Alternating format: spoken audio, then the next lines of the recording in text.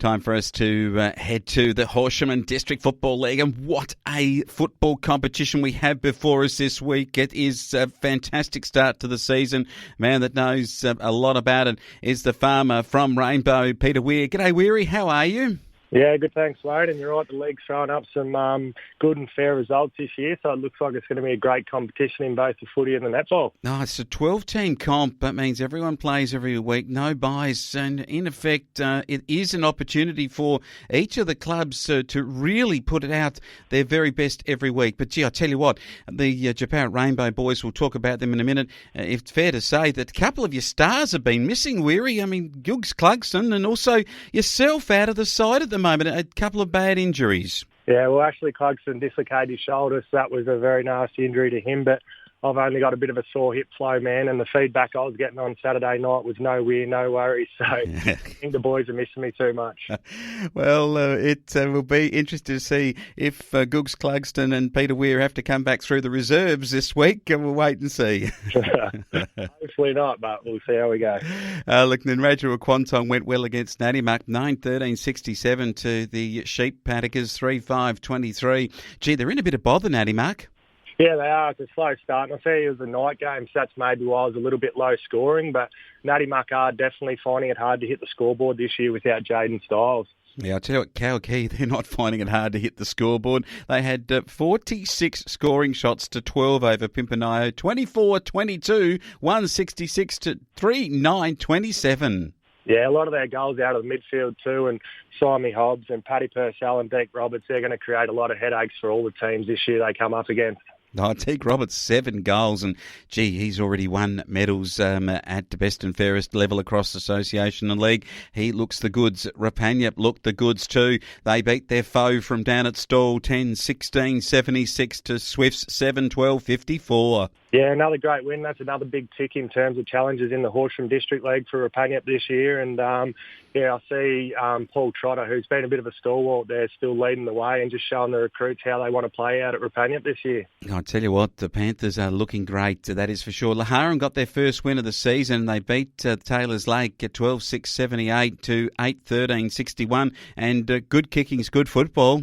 Yeah, like you said, that's probably one that got away from Taylors Lake. They had a genuine chance to have a win there, but yeah, had the more scoring shots, but just didn't kick enough goals to beat Laharan. All right, now, Peter Weir, we go to the big game for the Kaniva-Leor boys at home. Their second home deck match, and Harrow Balmoral, 16-15, 111, responded gallantly after they were really pasted up by Rapanyup the week before. They beat Kaniva-Leor 9-13-67, and gee, this is a slow start for the boys from Kaniva. They're struggling at the moment. Yeah, they are. They're always going to be up against it because we knew Harrow were going to bounce back. And just for the Harrow team, James Dowd, he's so reliable up forward. Every time you look at the results, you can guarantee he's going to kick his handful of goals. And obviously he did that to the Kaniva team as well. And Simon Close in the best for Harrow. He's one of the best players in the competition. And yeah, it must have been a slow start. I see Dylan Collis was named best on ground with 3 goals, and their big full forward Chris Bryan kicked 3 goals, but just wasn't enough on the day to get the win over a Harrow team on the bounce. Yeah, and I tell you what, the boys from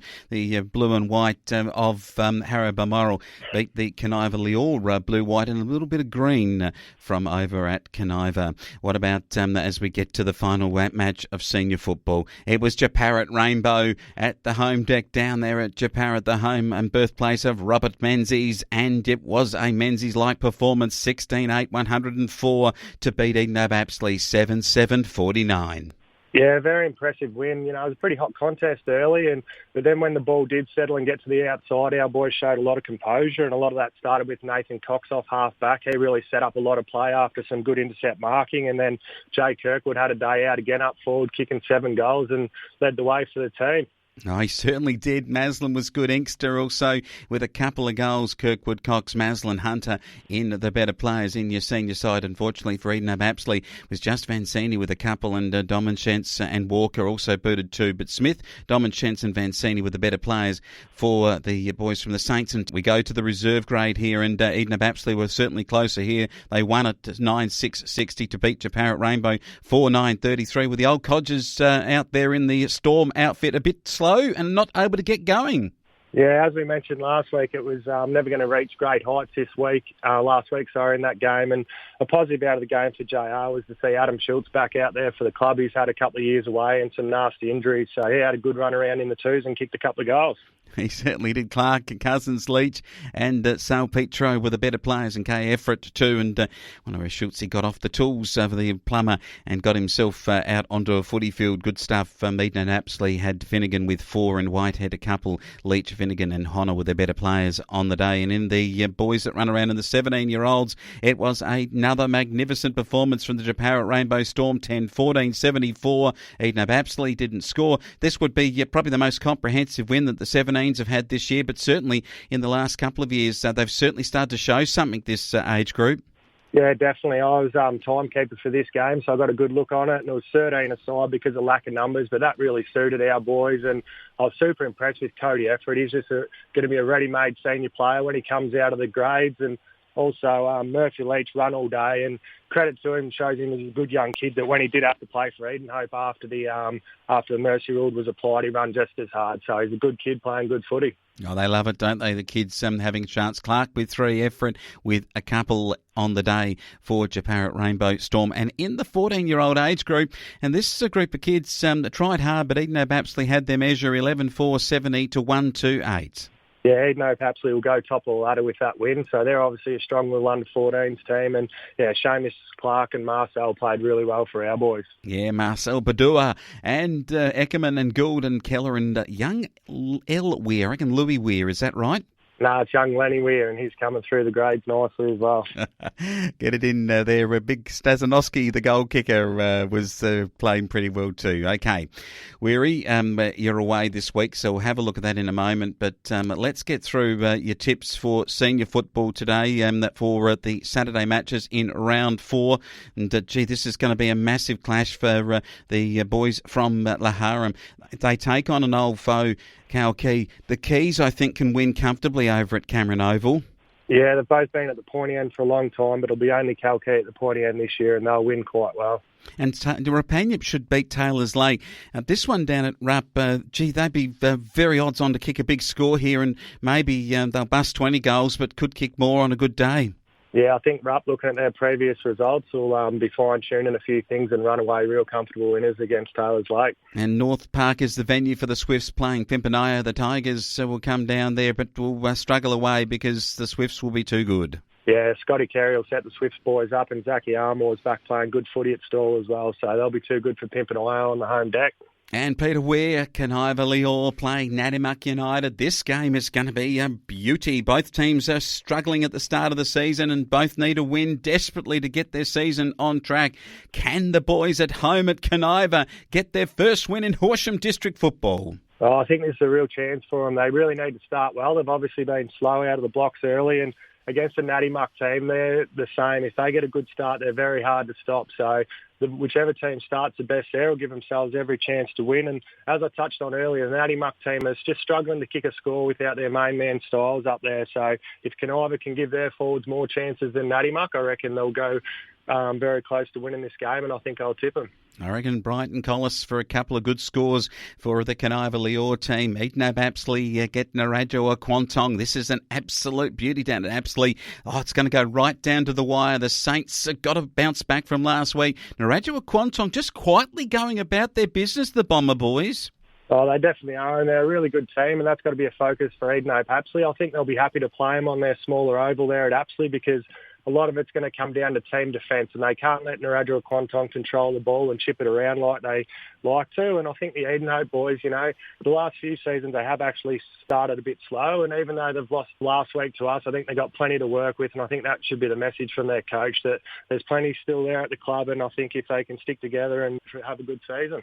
Yeah, may not get a win this weekend at home, though. That's going to be a big task. And Harrow Balmoral at home at Balmoral, they take on your boys, the Jeparit-Rainbow Storm. Mail is that the Storm have got a big recruit storming into town. A former SANFL Premiership player in Ben Warren back to the club. Yeah, he'll play for us, and he'll play really well, as we know. But as a whole footy club, we love playing against the Harrow footy side. There's a lot of spirit on and off the field down there. And I think out on the field, Simon Clugston will set himself for a really big game at centre-half back because I've got some really good forwards, as we've touched on. And, yeah, it should be a cracking contest and one that will sort of start to shape the ladder, and we'll go down there with plenty of confidence. But as we know what the Harrow boys are like, they won't be taking it easy on us, and it should be a good contest of senior footy. All right, it's going to see where both clubs are at, and I think both clubs are bound for finals. It's where they finish up, and these are the type of games that will determine where you're going to be when it comes to September action. Let's have a look at the reserve. How do you think you'll go in this grade? They tend to pace you up a little bit in this grade.